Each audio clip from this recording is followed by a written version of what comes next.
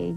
So, nagsuot ako ng dating suit, naglagay ako ng unan sa loob, tapos, nagsuot ako ng tight fit, parang slip-on na dress. Tapos, on my way to the party, nakalimutan ko, kailangan ko pala magdala ng food. So, bumaba ako ng kotse ko, pumunta ako sa supermarket, bumili ako ng cake, nakapregi look ako. So ngayon, syempre, yung mga tao nagtinginan sa akin, parang, si Princess buntis. Ang laki-laki pa nun siya, hindi pong manganganak na eh. Negatibo nga sa unang pagsubok, at kahit pa naging malaking isyu ang gimmick na ito ni Princess, pinagdiinan niyang imposible ang ibinibintang sa kanya. Hindi ko naman nakakaya na iisipin talaga ng tao na talagang buntis ako dahil unang-una araw-araw lumalabas yung show ng Mula sa Puso and kitang-kita naman nila na hindi naman ako buntis. And pangalawa, hindi nga mahawakan yung kamay ko, much less mababuntis pa. Sa totoo nga lang kahit tayo nangin pa sila Paps, niloloko nga nila ako na napakamanang ko nga daw. Kami pa rin ang nagsasabing hindi malayang mangyari na mabuntis ang aktres pagdating ng araw dahil matagal na namang nalagyan ng tuldok ang kasal ng dating asawa na si Willie Revillame. Positibo nga ba ito, Princess?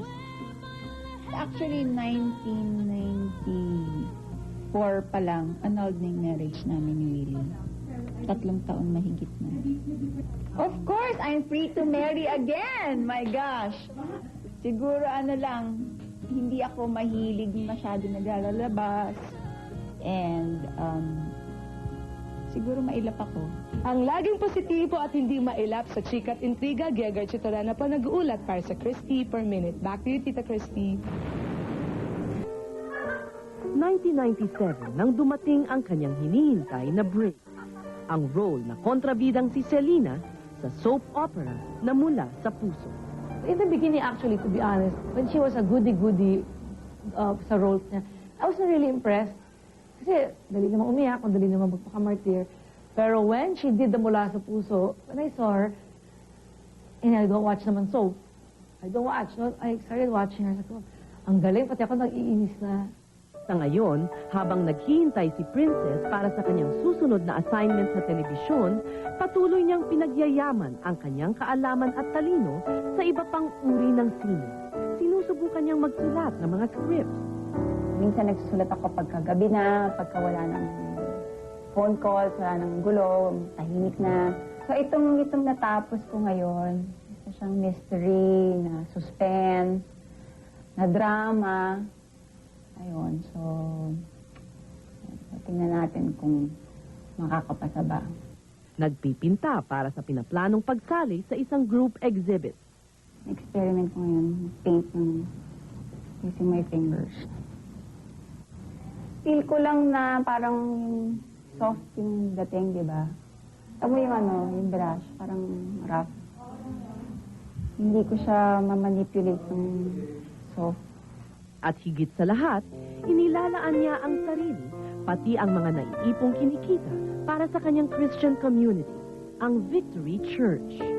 You've gotta have love that makes the world go round and round. Come on, kitty, stir it up.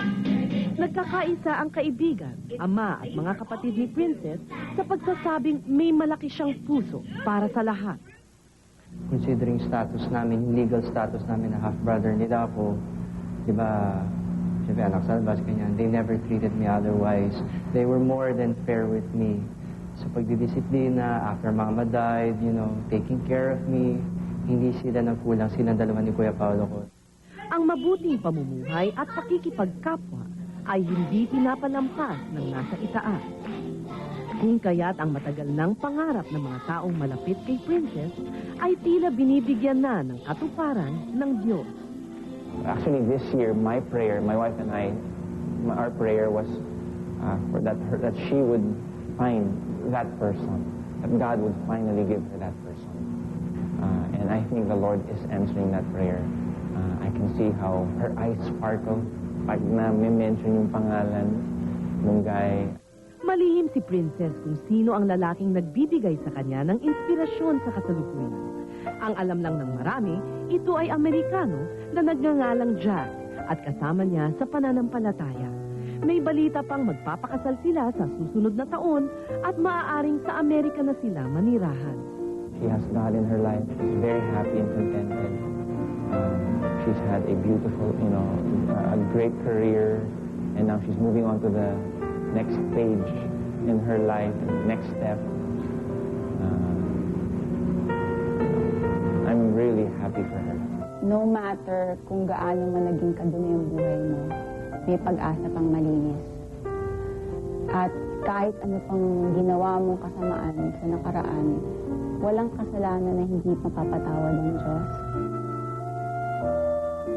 For someone who has experienced the lowest lows in life, Princess Punsalan has learned life's lessons the toughest way.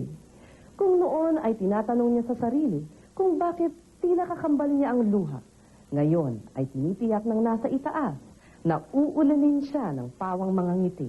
Dahil para kay Princess Punsalan, nagsimula ang buhay nang makilala niya ng personal ang Diyos.